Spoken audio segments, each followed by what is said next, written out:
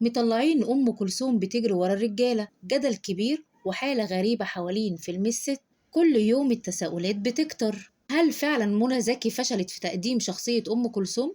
طب أم كلثوم كانت فعلا بتزعق في الفرقة؟ في الحقيقة منى زكي ممثلة تقيلة من نوع خاص، وده ما يختلفش عليه اتنين، خصوصا إنه ظهر أكتر في الفترة الأخيرة من تقديم أداء ممتاز لأحسن ممثلة في مصر، حتى لو ما أبهرتش الكل، إلا إن عمرها ما طلعت وحشة.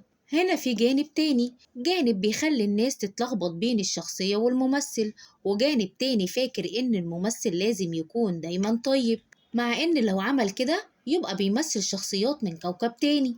أما بقى عن السؤال، هل الست أم كلثوم كانت بتزعق للفرقة؟ ففي ناس ردت وقالت إن غالبا اللي سأل السؤال ده عمره ما حضر بروفا. العصبية الوحيدة في الفيلم كانت لحظة ضغط رهيب، الحفلة بكرة وهتغني أغنية وطنية، وكل حاجة لازم تخلص في ليلة، ومع ذلك اعتذرت.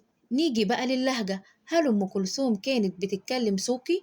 والإجابة هنا، الست أم كلثوم كانت في اللقاءات لبقة جدا، إنما في الحياة العادية بتتكلم زي أهلها، زي أي ست فلاحة مصرية، ومش منطقي تطلع طول الفيلم بنفس لغة اللقاءات الرسمية. منى زكي ما شوهتش صورة أم كلثوم، بالعكس حاولت تقدمها كإنسانة حقيقية عظيمة، بس بشر. وفي الآخر أم كلثوم أكبر من أي فيلم، وأكبر من أي هجوم. ودلوقتي انتوا بقى إيه رأيكم؟